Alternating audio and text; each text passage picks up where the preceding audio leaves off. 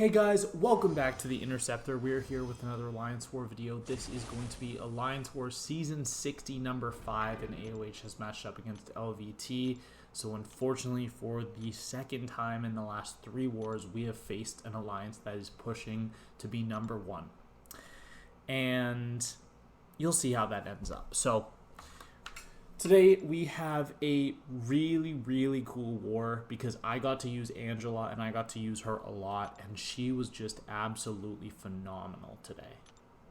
Well, technically yesterday. I did these fights yesterday at the time I'm recording this, but Chee'Ilth. So this is path 7. There was 4 other fights that were more important to have the Wags pre-fight for than this, so I chose to not use Wags here, even though it would have allowed me to parry. I only have a rank 2 White Magneto. However, pretty much all of the fights right after would have been way faster with suicides because I was using the suicide friendly champion in Angela. So I decided to throw on suicides here because I'm bleed immune, and I'm going to not take any damage from them. I mean, what am I taking down for? Like 30? Like, who cares, right? You would actually not lose health from suicides if you ran max glass cannon, but I don't run max glass cannon unless I'm using ghost. So I'm going to be slowly ticking down, and I did take a combo one time in this fight, and I lost like 30% of my health for it, but most of the damage I lose here is from the blocks, because Chee'Ilth's medium inflicts a bleed when it hits your block, and if she triggers an immunity, she gains a precision passive that allows her to crit through block. So that is why we're going to take a little bit of extra damage in this fight, but this is Wags' only fight, so I'm not too concerned about it. And also, oh yeah, here we are. There's the precision. Yeah, we just beat her down with basics. It's a little bit of a long fight. I did that fight quite often in the unblockable meta because it gave Wags a bunch of extra damage, and the fight was probably like a minute 10 punching up a rank, but there we go. We're going to throw in a Wags here. We have a rank 4 7-star Solvarch on, or Solvarch. I think it's actually Solvarch, not Solvarch. Solvarch on Aggression Fury, and I actually think this is a decent placement because first off, you can't counter his special 2, and you have to learn the special 1. And I did practice it a bunch. I practiced it for when I had to fight him a couple wars ago, so I was feeling pretty good going in here. And we have the Wags here so that even when I have the Tranquilize on me from baiting special 1, I can still and there I almost get clipped, but I block in time. I can still parry, which is the big thing here, because the armor is, and the physical resistance here is going to help harm your damage pretty severely. So when you're able to go for your parry heavies, which have increased critical rate, if you didn't know that with Angela, your heavies are far more likely to crit than your basics, even with all the precisions. That's when you're doing a lot of your damage. Here I chose to go for an L3 cycle. The main reason I went for an L3 cycle is because I don't want to waste a lot of time just spamming special 1, and also recoils, obviously. That's a big reason. But I think we're going to throw it right here. No, I am going to throw it at some point, but I guess I hold it for quite a while. Like, I have no furies, no cruelties, no precision, so at this point, there's absolutely no reason to not throw my L3. Okay, there we're going to throw it good. We had to eat an L1 to the face, eat up our invulnerability boost for me to finally throw it, but we are going to be doing far more damage once we get those big furies with the aptitudes. So fight's going down pretty well. In general, the matchup of Angela into Solvarch is really good. I will do it on almost any node. The war after this, we actually have a Solvarch on the boss node, and we chose to assign Galen. My other planning officer asked if I wanted to use Angela, and I was a little bit concerned about timing out. I'm sure I wouldn't have timed out, but I think that Galen's a little bit safer, so that's who we assigned. But most places, I'm very comfortable with the matchup. I think the last time I took him was it 45 or 43? It was on one of the hazard shift nodes. I don't remember. But anyways, we are going over to Path 6, Section 2 here, and we have this arcade. And the main reason I'm here is because I will be fighting that IA bomb on the second node with Angela. The fight that I did last war with Warlock. And honestly, we didn't really want to have to plan around potentially having having willpower off, because I'm sure the person probably did have willpower off, but I honestly didn't check. Because if you assign Warlock and they have willpower off, it becomes a far harder fight. Still very doable because obviously I did it last war with no willpower on the defender. This one's a little bit long because you're not going to have access to any of your buffs, but it's mostly just an arcade, and we use the Wags pre-fight gear so that I can always parry and he doesn't start spamming those heavies and placing the what's it called? The I don't even know what it's called. That trap, the poison trap. I don't even know what it's called. Genuinely. But anyways, there I probably should have thrown my L3, and here I'm going to get tokens on me because I'm stupid. But we got a heavy to remove them, and then I think I'm gonna... No, maybe I'm just gonna kill with basics. Okay, we do throw the special 3. I don't think this is gonna end the fight, but it's gonna get him very close. And then... Yeah, 1%. And then, yeah, we'll just bait a heavy, and the fight's over. So, very clean, ending that fight with full health. Pretty happy. We're not gonna end this fight with full health, though. This is going to be IA Bomb. And this dude is an absolute menace. He gains physical resistance whenever he has poisons on him. And the only real way to get around that, especially with the armor stat focus, is by critting. So that's the main reason I'm using Angela. We have the Wags here so that we can parry. And we're just going to go for a bunch of heavy attacks. The strat here is that we're going to alternate between parry heavy and parry light, medium, light, medium. Now, unfortunately, we do get insanely terrible RNG, and we get a poison on both our first and second hits of the fight before I had enough buffs to reduce the duration down to 0. Because at this point, now I have 3 buffs, I'm never gonna get another poison on me. That's how it works. But we got terrible RNG, and that cost us about 20% of our health right off the start of the fight, which is just wonderful. There I forgot that I did a heavy attack 2 hits in a row, but you can see just how hard my heavy attack is hitting. It's hitting really hard. And then there we went for the SP1 immediately, because had I hesitated, then I would have activated the power gain node and pushed him almost to a special 2. And yeah, while it is annoying that he is going to be gaining all that power whenever he throws a special 1, sometimes I'll push to special 2 if it makes sense, but honestly I don't really care, because it's not like blocking his specials the whole fight is actually going to do anything. Like, it's never going to kill me. And here I can see that I'm hitting hard enough that I probably could have killed with a combo into a striker into a combo into a special, but I chose not to. And then here, yeah, now we're going to go for the kill because I saw I was doing enough damage. So we did lose a little bit of our health, but the majority of the health we lost in the fight was actually to the terrible RNG of getting 2 poisons right at the start. So that's all. We'll go on to our next fight here, and we are going to be going to this Zola, I believe, on 45. Yeah, okay, rank 4 Zola on 45. I've seen it a few times. It's a decently common placement. I don't think it's a great placement because Angela can parry non-contacts, so she's kind of perfect for this, and as long as you have a Wags, the stun does not get shrugged. Also, I never noticed that my Angela had 70 KPI. Wow.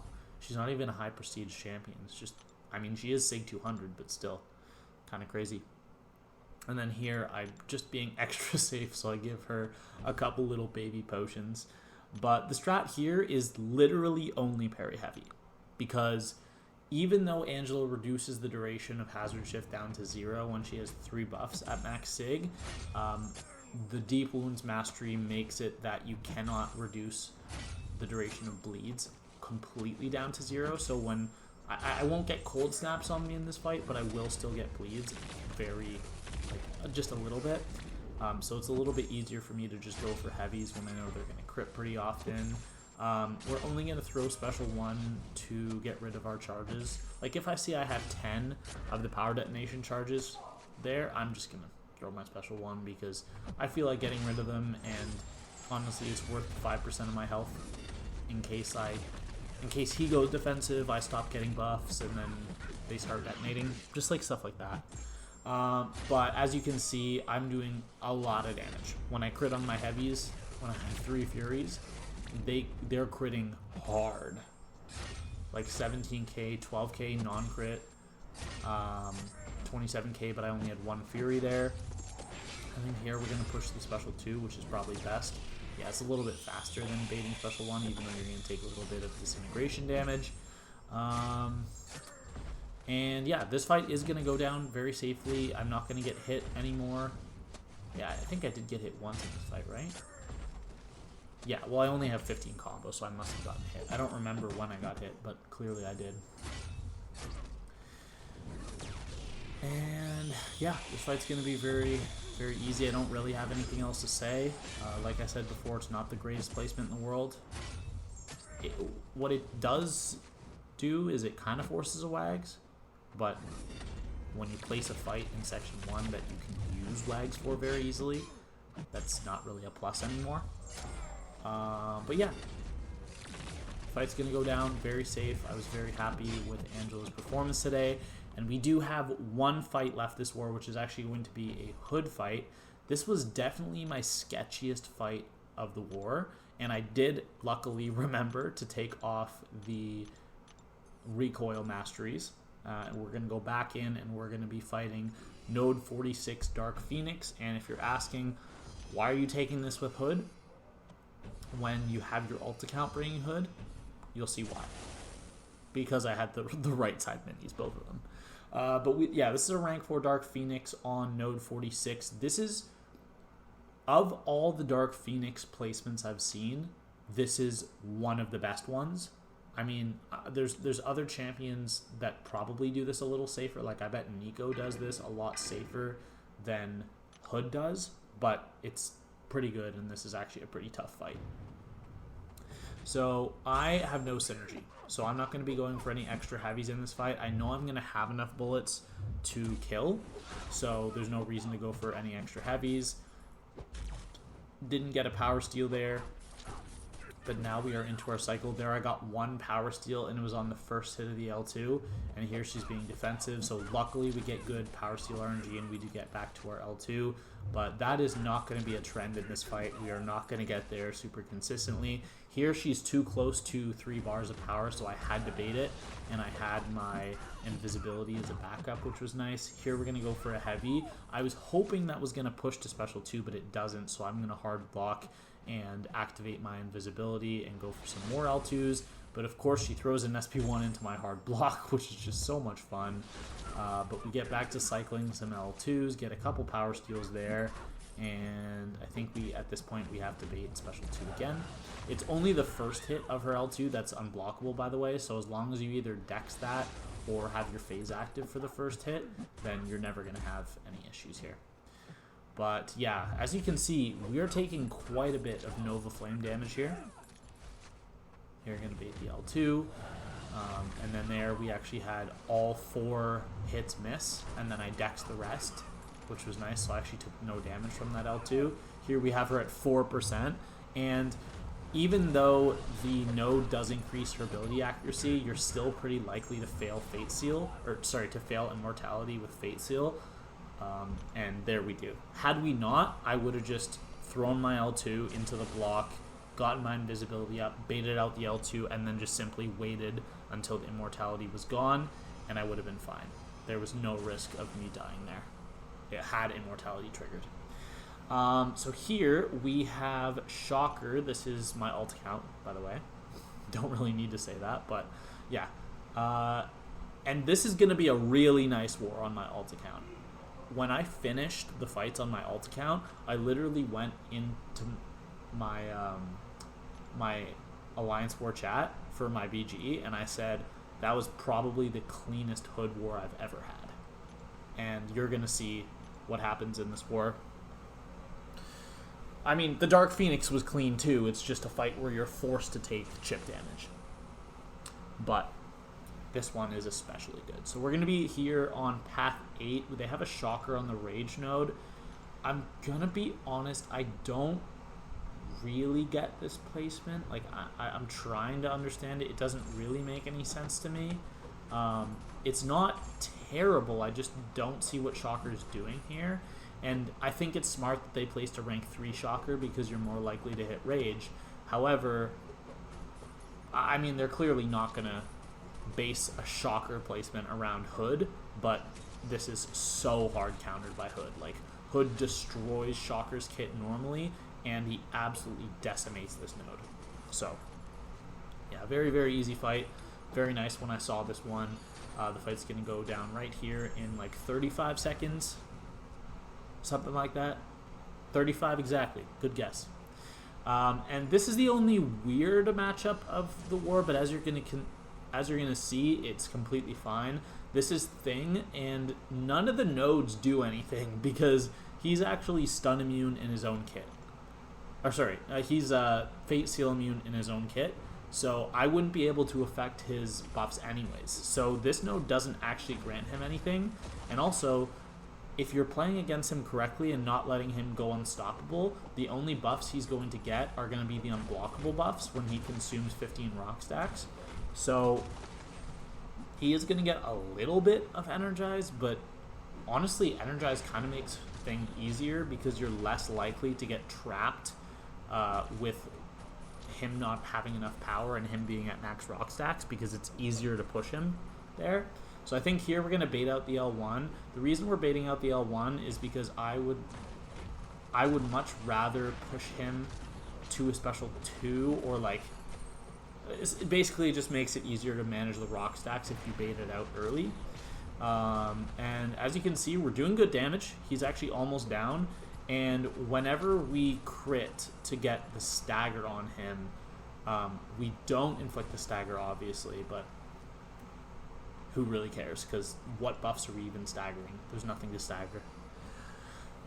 But yeah, very easy, very clean fight. That was only a rank 3 thing, but as you can see, that it clearly did not impact the fight whatsoever. Rank 4 would have gotten destroyed just as badly. Would have just survived another 20 seconds, but that doesn't really matter. We are going over to Path 5, Section 2 here, and we are taking this Nova. There's not really anything to worry about here. I think I'm going to get faltered once this whole fight, and I don't even remember it, honestly. There, we just get bad RNG. We had an 80% chance to miss, failed twice in a row, which is just a little bit unlucky. That's like a 20% chance times a 20% chance, which is what, a 4% chance? Yeah. So that's unfortunate, but like, what are you going to do? It's fine. Just gonna cycle. Not gonna really worry about anything. This fight was a lot more threatening with Hood when it was the unblockable tactic, because you couldn't punish Nova's special attacks without going unblockable, which would make him resist 70% of your damage. So it's easier now without the tactic, ironically. Next fight here, we have a Sassy. I'm going to admit I don't understand this placement. I would say this doesn't even force a path split, because realistically, who are you going to send to that Nova that can't also fight Sassy? Like, no one. I don't even know. But, yeah, very easy fight with Hood. I'm pretty sure in this one we're not going to save a big burst. I normally do. I normally save a big burst for Sassy's regen phase, so I can just completely bypass it. I don't think we're going to do that in this fight, but that is the way I would normally do the matchup.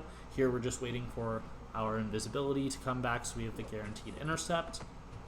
But we're just going to keep cycling L2s, hit him with a couple extra heavies in the middle of the fight, because I don't want to have to worry about bullets for my minis. Here we get unfortunate RNG, and we have the Fate Seal not fail the Unstoppable, and I'm pretty sure it happens again. Like right here. Yeah, so it's a 35% chance for the Unstoppable to trigger, and it triggered twice in a row there. So, like, RNG really tried to screw me in these fights. with a 20% chance activating twice in a row, and then a 35% chance activating twice in a row. But we're going to be okay. We're going to heavy here. Almost going to kill. Had I thrown it when he had less Wrath charges, it would have killed. But I don't really care because I just threw an L2. Hit him with a heavy. And we do end that fight at 100% health. So, let's go on to our minis. We are going to be starting out here on node 39 Thanos. This is a really, really satisfying fight. I love the way this fight plays out, because Thanos just does nothing but sit there and take a beating this entire fight. It's so satisfying. And it's not even a fight that needs an SP1 boost. I only use an invuln because it was expiring. It was going to expire before War 6 started, and this is the only fight it kind of made sense to use an invuln for. So we are going to be abusing the rich get richer. So we activate Dex off the start to match the buffs that he has, because he has the Energize, and then we get our invisibility to give us power gain, and it gets you just barely under 1 bar of power. So we're going to reactivate it, and that is going to get us to the 2 bars of power that we need. And then we are going to throw our first L2. Honestly, I could have thrown it a little bit earlier, like start hitting him a little bit earlier there, but it's fine. We just want to make sure that we have him either staggered or fate sealed at all times, so that he does not start activating buffs on himself, because the way that this fight can get sketchy is if he just starts spamming L1, and there we hit a really nice intercept. But now that we hit the first protection, we can just throw a heavy attack to get straight through the second phase into and trigger the second protection of the fight. But now we just need to keep cycling L2s and hitting him with basics until we get to 25%, at which point we will be able to detonate again and end the fight. There are 2 times in this fight that I'm going to activate the Unstoppable, but I don't really care, because as long as the first few hits of your heavy connect, of your L2 connect, then he's going to be stunned for the rest of it, even if he's unstoppable. It's kind of a weird interaction. It doesn't always happen, but I've noticed that Hood's L2 does make unstoppable opponents not able to punish you for some reason. So that was a really nice fight. We also ended that at full health, and we have 2 more minis this war, both on the boss island. You can see at this point I hadn't even taken the Dark Phoenix or my Zola mini. But here we have a Fam on node 47. Fam extremely vulnerable to getting hooded, both by the source of damage that Hood does, as well as from the ability accuracy reduction, which makes less armor ups trigger. And yeah, you can't really find a more slam dunk matchup than this. This is like such an insanely easy fight. Yeah, sure, Falter's maybe gonna trigger on you, but as soon as you get to that first L2, Falter's not triggering the rest of the fight. And at this point, Fam's gonna do nothing but just stand there and take hits until I'm ready to detonate, and he goes bye-bye. We do choose to bait a couple L1s here, and that was mostly just to make it a little bit easier. I am paying attention to the power drain timer, so I know that as soon as I start hitting here, I am going to get power drained, but we timed it with the power steal on our L2, so we actually gained a lot of power as well. And yeah, pretty straightforward. There we did stagger one of his armor ups, so it does become a passive. I don't really care if that happens. Like, it doesn't really slow me down that much, because I can afford to wait it out and just wait to see what happens. But there we get him under half, so I go for a heavy, and it does finish the fight off. So very, very nice, very clean fight, ending at full health. Now we just have the one fight left with Hood, which is going to be node 49 Maestro. And this fight has gone better before. I have ended up finishing the fight with him not having triggered a single buff or passive. It's not going to work out that way in that fight, mostly because at the start he does not let me pause it right away. He goes for it takes him until the second combo to go for a heavy, and then unfortunately I get really bad power steal RNG, and I only get 1 out of 6 power steals which is brutal. And I have no staggers, so I can't stop the glancing. And at this point, now that he has the glancing up, I have to just wait until he gets to his 40 charges to remove him, because my only source of power gain in this fight is power steal, and I can't power steal when every hit glances. So what we have to do at this point is we have to just keep hitting him, wait until he gets to his 40 charges, remove them. There I should not have heavied, because that paused his charges and actually slowed the fight down. But we can always activate our invisibility to give us a little bit of a safety net in case I accidentally parry. But now that he's into cosmic radiation, we can just hit him with a heavy, hit him with a couple heavies there. The root on the SP1 actually makes the spacing perfect for you to heavy counter his his special attacks. And then here, that is the last heavy that we need. So we're going to go get our power steal back, and we're going to start hitting him with some mediums. I don't think we get there in time. Yes, we do. Okay. But I choose not to throw the L2. That was an extremely important moment in the fight, me not going for my L2 there. And the reason is because in order to retain control of this fight, to stay in control, you need to be throwing every single special 2 with invisibility up so you can power steal. Because the worst thing that can happen in a fight like this is you get to your L2 and then you throw it when you don't have invisibility, and now you're back to square one at the beginning of the fight where you have no power and no way to get it. Because then he gets his buffs back and you just start glancing again. But there, the fight does go down, and unfortunately we did lose to LVT. Now this war was extremely close. There was a point where we were winning the war.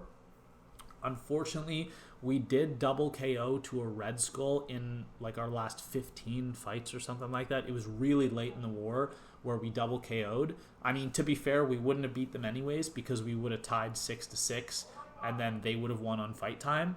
But it was a very close war, and we were proud that we were able to give them a proper battle, considering that they are pushing for podium. So GG's to LVT. You all did a great job, and we wish you the best of luck the rest of the season.